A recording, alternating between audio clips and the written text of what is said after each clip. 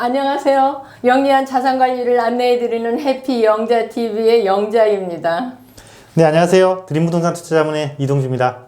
구독과 좋아요와 알림 설정 부탁드립니다. 여러분, 코로나19로 인해서 많이 힘드시죠? 거기에 또 우리 부동산 대책 2020-220으로 인해서 여러분들의 심리적인 부담감이 많이 된다고 생각이 듭니다.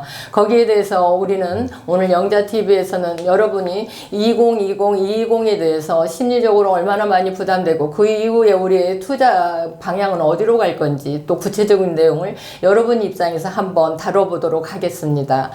대표님, 이번에 2020-220 대책은 우리에게 많은 걸 시사하게 되는데요.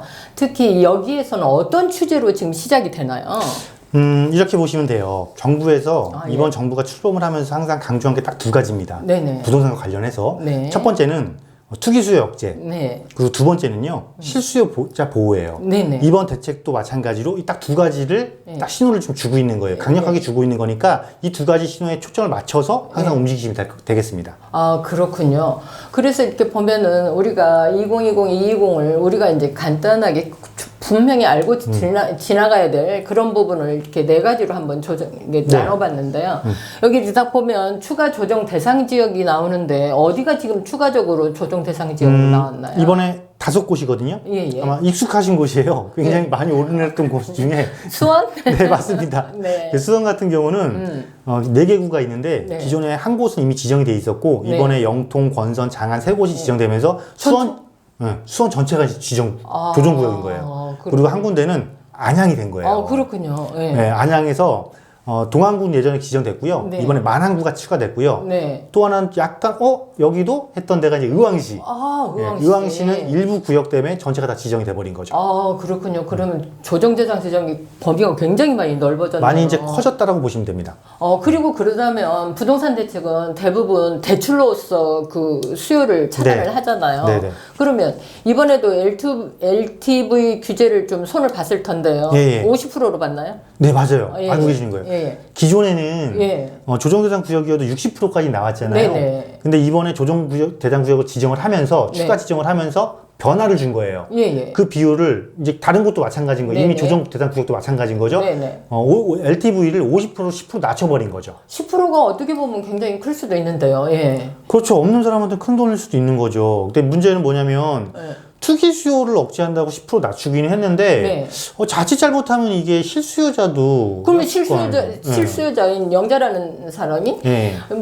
무주택자로서 4억짜리 이번에 조정 대상 지역에 매물을 산다, 아파트를 네네. 산다 그러면 얼마나? 그러니까 기존 같은 경우면 60%였으니까 예. 4624 2억 4천이었는데 예. 이제 50%로 줄었으니까 2억밖에 안 나오는 거죠. 예, 예. 그러니까 4천만 원을 더 마련해야 되는 거예요. 어떻게 보면은 굉장히 부담이 될 수도 있네요. 만약에 그런데 이 지정된 지역에 10억을 가지고 투자를 네네. 한다. 10억짜리를 아파트를 산다 그러면 전에하고 어떤 차이가 나나요? 이게 또 재미난 게 예. 지난 12, 16 대책 때 왜 금액 9억을 기준으로 예. 대출 비율을 좀 조정을 했잖아요. 네. 이번 조정 대상 구역에도 그 제도가 도입이 됐어요. 아, 예. 그래서 9억 이하까지는 50%, 예. 9억 초과되는 부분은 30%로 대출 비율을 줄였는데 예. 그렇게 되면 기존까지는 10억짜리 집을 많이 산다 가정을 하면 네네. 6억까지 대출을 해줬단 말이에요. 그렇죠. 근데 이제는 9억까지는 50%니까 4억 5천. 어. 여기에 추가되는 1억에 대해서는 30%니까 3천만 원. 그러니까 4억 8천밖에 안 해주는 거죠. 예. 그럼 전체로 봤을 때는 한 1억 2천이 주는 거죠. 이게 어떤 관점으로 보느냐예요. 자, 물론 투자자들한테는 금액이 더 들어가야 되니까 투기 수요를 좀 억제하는 방법은 맞는데 네. 아니 실수요자도 10억짜리 집 살 수 있는 거잖아요. 그렇죠. 그럼 실수요자는 갑자기 1억 2천을 더 마련해야 돼요. 그렇죠. 이거는 조금 문제가 되지 않을까. 조금 아쉬운 부분입니다. 좀 실수요자를 예. 보호를 하려고 했으면 예. 좀 더 강력하게 보호해주는 추가적인 예. 대책도 조금 마련됐으면 하는 그런 바람이 조금 들어가 있는 그렇죠. 부분입니다. 공간을 좀 더 넓게 살고 싶어도 네. 대출이 안 돼서 좁아질 그렇죠. 수밖에 네. 좁게. 그러면 이번에 또 갈아타기가 조정이 또 됐잖아요. 조건 변경이 됐는데 전에 같은 경우는 2년 해갖고 보유만 됐는데 이번엔 또 다른 부분으로 바뀌었네. 그러니까 여러분 지금부터 잘 들으셔야 됩니다. 네. 여기서 여러분들이 놓치면 안 되는 절대적인 한 가지가 있거든요. 아, 그래요? 꼭 체크하셔야 되는데 예, 예. 자, 지금 말씀하신 2년 이내에 보유만 했던 이 개념은 예. 순순히 지금 말하는 건 뭐냐면 대출에 관해서만. 대출에 관해서만. 자, 그래서 기존 집에서 대출을 받고 신규 집에서 대출을 받으면 예. 2년 이내에 기존 주택을 처분하라. 네. 근데 이번에 바뀌면서 처분도 하고 신규 주택에 입주를 하라잖아요. 그럼 멈택하라는 얘기네요. 네, 전입도 하라는 건데 예. 제가 여기서 왜 뭘 조심해야 된다고 한 게 뭐냐면 일시적 2주택하고 헷갈리시면 안 돼요. 아, 그렇군요. 네. 여러분 이거는 대출에 관련해서 2년 이내에 처분하고 전입을 하라는 거지. 예, 예, 예. 일시적 2주택은요. 네. 조정대상 구역에 지정되는 순간 일시적 2주택은 1년으로 줍니다. 비과세 조건요. 비과세 조건이. 아. 그러니까 대출 상관없이 이건 무조건 1년 이내에 처분하고 1년에 들어가셔야 되는 거니까 이거 절대적으로 구분하셔야 되는 겁니다. 사실 투기과열 지역은 네. 그 조건이 갈아타기도 1년이면 대출도 그렇고 비과세도 그렇고 1년 이런 조건이자 거주? 그렇죠. 예, 들어가는 거. 그러니까 예. 서울로 예를 들면 네. 서울은 이미 투기과열지가 다 해당되잖아요. 네네. 헷갈릴 일이 없는데 예. 이번에 5곳 지정된 곳은 예. 투기과열지구도 아니란 말이에요. 예, 예. 조정대상 지역으로만 지정이 된 거예요. 아. 그러니까 헷갈릴 수가 있다는 거죠. 아, 그거 정말 조심해야 됩니다. 근데 양도세 비과세를 받으려면 그렇죠. 1년. 네. 이거 굉장한 팁인데요. 굉장한 팁이 이거 예. 그냥 넘어가셨다가는요. 자칫 예. 잘못하면 중과세 맞는 거예요. 굉장한 팁인데요, 네, 이거. 이거 꼭 체크하세요. 예. 네. 그 다음에 이제 지금 계속 이제 우리 12.16 대책에서도 자금 조달 계획서가 이렇게 나와 있잖아요. 네. 이번에도 조정이 지역에서도 자금 조달 계획서가 지금 3억부터 시작을 되죠? 네네. 원래 투기과열지구부터 제출을 했잖아요. 예, 예. 근데 2020년 3월입니다. 여러분 기억하셔야 됩니다. 그렇군요. 네, 이제부터는 조정 대상으로 지정이 돼도 예. 3억 이상짜리는 무조건 자금 조달 계획서 제출을 해야 돼요. 그럼, 그리고 또 하나가 있어요. 어디요? 조정 대상 구역이 아닌 지역은 비규제 지역. 네, 안 내도 될까요? 내게 된다고. 이번에 하면서 예. 내래요. 대신에 아, 금액은 6억. 6억. 네, 네. 6억이면은 이게 비규제 지역도 6억에 지금 자금 조달 계획서를 놓는다고 그러면 전반적으로 이미 조정 지역으로 지금 지정되는 거나 마찬가지고 모두 규제가 다 있다는 거나 마찬가지네요. 그런 개념은 아닌데 예. 조금 조금 깐깐해지는 건 맞아요. 여러분 이거 생각하시면 돼요. 이 자금 조달 계획서를 강화를 하는 거는 예. 약간 허가제 개념 생각하시면 돼요. 아, 만약에 이거 제대로 자금 조달 계획서 특히 또 바뀐 게 뭐냐면 단순히 기존에는 조정 대상 구역 뭐 투기과열 지구였어도 금액이 좀 낮거나 그러면 예. 그냥 뭐 계획서 자체 내용만 중심으로 봤다라면 이제는 네. 그 내용에 맞는 증빙 서류까지 같이라는 거예요. 그게 최대 15가지나 됩니다. 그렇군요. 네. 자금 조달 계획서 이거 굉장히 중요하게 여겨야 되겠네요. 얼마나 중요하냐면 예. 기존 현재까지 현금 썼으면 네. 그랬어요? 예. 이랬어요. 근데 이제는 그 현금이 어디서 났는지 증빙하라는 거예요. 그러면 이제 영자가 네. 땅에다가 현금을 묻어놨어요. 묻어놨는데 이거를 땅에서 퍼냈다고 보려면 사진을 찍어서 거기 제출을 해야 되나요? 이게 갑자기 이제 말문이 바뀌게 해서 그런가요? 아니 이게 네. 자, 문제는 예. 그럼 그 땅에 묻은 현금을 어디서 났느냐가 문제인 거거든요. 정말 그렇군요. 당황스럽습니다. 예. 이게 물론 뭐 사진을 찍어서 이렇게 제출하면 예. 근데 과세관청에서는 이렇게 할 거 아니에요. 아니 이 사진 말고요. 이 땅에 묻은 돈을 어디서 났냐고요. 이걸 따질 거 아니에요. 그럴 수 있겠네요. 그러니까 불법 자금을 막겠다라는 거고 예. 정말 무서운 얘기네요 그거. 다 이거죠. 만약에 예. 개인 간 차용을 했어요. 예. 빌렸어요. 지금은 제가 이거 빌렸는데요. 예. 그리고 차용증 대강 써고 갔다? 인정해줬다? 이게 안 된다라는 거예요. 차용증 썼으면 예. 정확히 이자 주고받고 예. 나중에요. 예. 갚았는지 안 갚았는지 본다는 소리입니다. 굉장히 꼼꼼해지는 거예요. 그러면 굉장히 이 자금 조달 계획서는 신경을 써서 네. 돈 관리를 자기 스스로 잘 해놔야 되겠네요. 그렇죠. 미리미리 준비를 해놔야죠. 그러면 지금 조정 대상 지역에서 이번에 나온 게 이렇게 간단하게 네 가지로 훑어봤잖아요. 네. 그러면 조정 대상 지역을 지정이 되면 또 다른 어떤 규제들을 간단하게 말씀해 주신다면 간략하게 딱 3가지로 정리해 볼 수 있어요. 예, 예. 그래서 조정대상구역으로 지정되면 달라지는 점 3가지. 예, 예. 이것만 잘 체크하시고 분석하시면 됩니다. 예. 어떤 3가지가 달라지는 거냐면요. 다 이렇게 달라집니다. 첫 번째, 대출. 예. 두 번째, 세제. 예. 세 번째, 청약.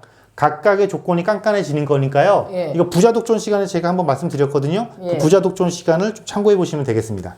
그렇군요. 네. 그러면 대표님, 사실 조정 대상 지역으로 지정이 되고 그 다음에 사람들이 유동자금이 있는데 다른 데로 또 움직이지 않을까요? 규제가 없는 곳에. 그런 지역을 좀 더 구체적으로 설명해 주신다면요. 이미 사실은 이번에 조정대상 구역 가격 다 오른 다음에 지정했어요. 성남. 문제는요. 예. 이 풍선 효과 난다라는 거를 예. 알려줘 버린 거예요, 더 많이. 아, 그래서 지금 그렇군요. 사실 부작용이 지금 예측이 됩니다. 이미 시장에서 일부 움직이고 있어요. 그렇군요. 가장 지금 먼저 많이 부각되고 있는 곳이 이미 움직이지 않았나요? 이미 움직이고 있어요. 예. 자, 저 성이름 하나 생각납니다. 성이름. 영화로도 나왔어요. 영화로도. 전우성이 나온 안시성 말씀하시는군요. 아, 그렇죠. 저 이거 좋아서 네. 한 두세 번 더 봤어요. 야, 이 영화 제목이 여기서 네. 써먹을 줄은 몰랐습니다. 그 정말이에요. 자, 반갑네요. 어딜까요, 이게? 안산, 또 시흥? 그렇습니다. 이거 성남은 아닐 거고. 네, 화성. 화성. 아직 규제 지역이 아니면서 예. 의외로 저가의 아파트가 많고 아. 전세가가 높으면서 추가적인 교통 호재까지 있는 지역입니다. 안산은 왜 그럴까요? 신안산선. 아, 그렇군요. 시흥시도 마찬가지고요. 아, 그렇군요. 네, 화성도 지금 신부당에서 들어간다라고 그러게 하고. 보면 우리 네, 투자자들 공부 굉장히 많이 하시네요. 많이 하시는 거예요. 자, 그리고 네. 자, 여기는 물음표가 또 지금 왜 두 개 물음표가 있죠. 두 개 있는데. 예. 비슷한 사람 이름이 한 분 생각납니다. 이분도 약간 그 투기랑 좀 관련된 분 이름인데. 그럴까요? 한번 볼까요? 자, 이렇게 예. 네.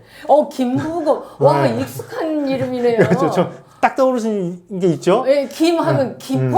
김포.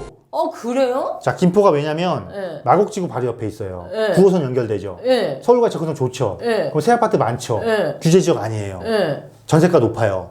그렇군요. 당연히 들어가겠죠. 예. 다음 어디? 부는 글쎄요. 부천. 부천도 들어가는군요. 일기 신도시가 있는 곳입니다. 예, 전세가 높고요. 예. 매매가 저렴해요. 예. 예. 눈여겨봐야겠죠. 예. 그 다음에 검단? 맞습니다. 검단. 예, 예. 신도시. 신도시. 신도시인데 규제가 없어요. 그렇군요. 그리고 서울과의 접근성도 어느 정도 갖추고 있고. 예. 이거 문제 되겠죠. 예. 풍선조가 다겠죠. 마지막 어딜까요? 다음으로. 자, 다음으로 요거 한번 힌트 드릴게요. 남산광. 남양주. 남양주 맞습니다. 예. 남양주 중에서 진접 쪽은 지정이 안 돼 있거든요. 그렇군요. 4호선 들어가는 곳이죠. 예. 그 다음에 3번?